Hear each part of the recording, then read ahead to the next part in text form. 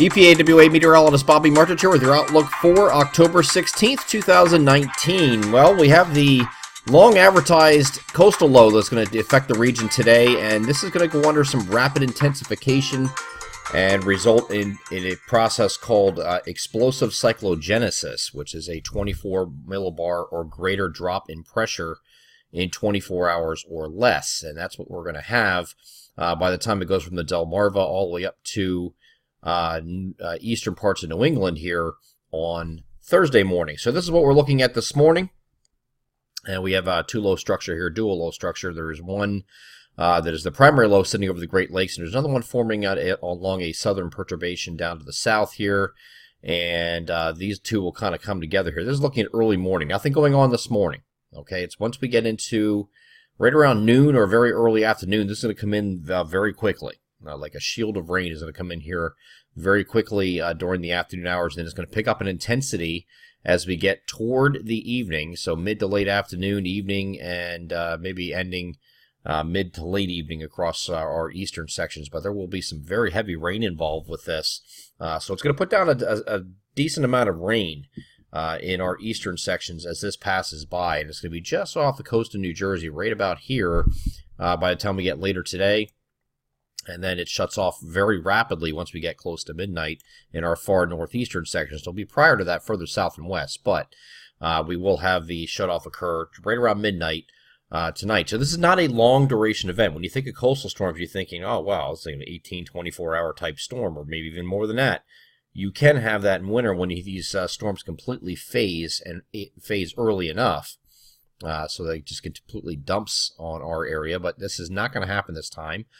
Because, at least not for our region. It will happen eventually, just not here, because the phasing doesn't occur until it gets up here over northern New England. You can see the pressure here once it gets into the Gulf of Maine, or right over Maine, New Hampshire area, it gets down to 972 millibars, at least projected by some of the more robust models here by the time we get to Thursday morning. So there will be a pretty good intensification going from about 1,000 millibars right near the Delmarva down to 972. That's where the cyclogenesis comes in. And you're going to hear some unofficial terms out there from the media, weather bomb or bomb cyclone or bombogenesis. Those are all unofficial terms associated with the same process, which is explosive cyclogenesis. That is the technical term for those of you looking for that information. So here's the high-res NAM. This is the NAM Future Simulated Radar, and we'll shut this off at 11 a.m. You can see we are dry across the region here at this point, but it is going to rapidly come in. This is just an hour later at noon, and here's 1 p.m. You see this is coming in pretty hot and heavy with the precipitation.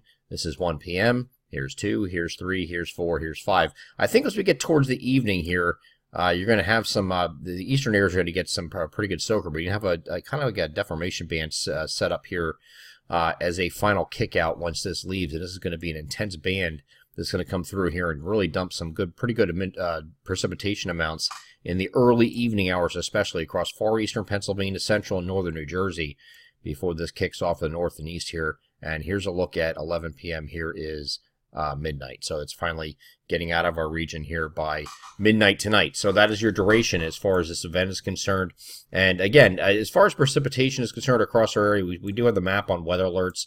I do think the areas that are going to get the highest amounts, these will be over an inch, are going to be right down in these areas here. These are an inch plus, so an inch to an inch and a quarter within our coverage area here. Anything up in this area here, that's your inch plus area right there. So if you wanted to highlight an area for the highest potential for the flash flooding, that would be in that corridor. There's also an area within that area that I just drew there, kind of like this. You're going to have an area that's going to be kind of like right like this across northern New Jersey, central New Jersey. This area can get some amounts that are going to be higher than 2 inches as this low pulls away. It's going to depend on how fast this comes out, how long it sticks around. Well, those areas right there have the highest potential, we think, to see a 2-inch or greater amount come down. All right, so this is not, so because it's such a shorter duration, it's not going to be prolonged. You're going to limit your upside potential there, even though it's going to be raining pretty hard.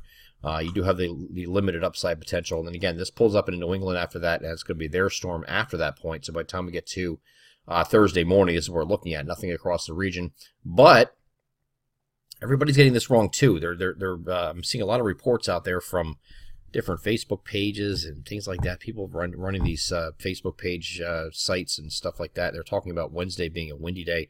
Wednesday's not going to be a windy day. Okay, Wednesday, this is when the low is at its closest point, right off the Jersey coast here. It's sitting right here, and these are the kind of winds you're dealing with. Not really too bad. Some gusts to 20 over a 6-hour period. That's not really a big deal as we get into the heart of the storm. At this point, the rain is coming down like this. This is what the radar looks like. That's pretty intense, but we're not getting the winds associated with it. It's not till after that where we get the winds, and that's going to come in behind the system as the system pulls off to the north and east as we get into the overnight hours. Late evening, it starts coming into our south central PA areas, and it starts spreading to the north and east. This will continue overnight on Wednesday night, mainly after the midnight for most people. You have some wind gusts that are going to be 30 to 40 miles per hour, some locally higher gusts than that, especially in areas of elevation.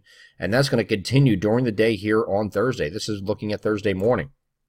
Still plenty of gusts that are 35, 40 miles per hour in this range here, and going all the way into at least mid-afternoon, and then after that point, I think we're going to start to subside slightly. It's going to be a very gradual decrease in the wind after mid-afternoon on Thursday. So as we head toward evening, you're still going to have some gusts that are going to be 30-ish or thereabout, maybe an isolated 35, but not the upside potential we're getting to 40, 45-ish.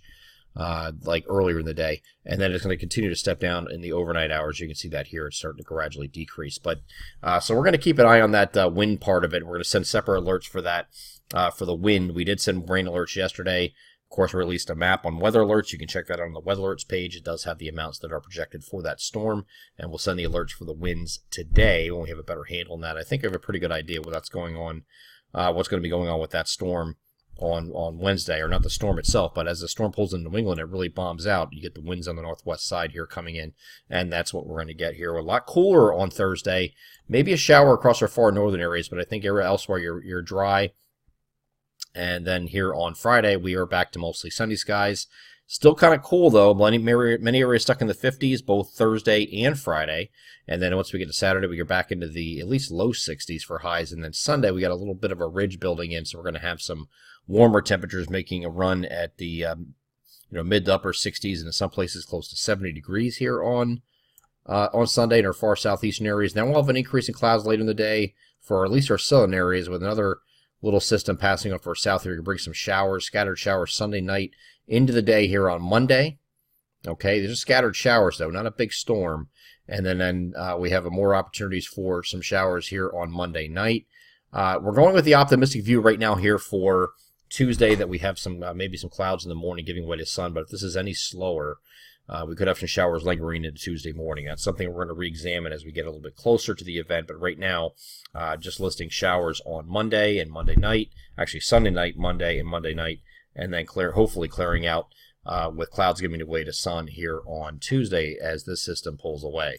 I'm EPAWA meteorologist Bobby Marcheside is your outlook for October 16th, 2019. Have a great Wednesday.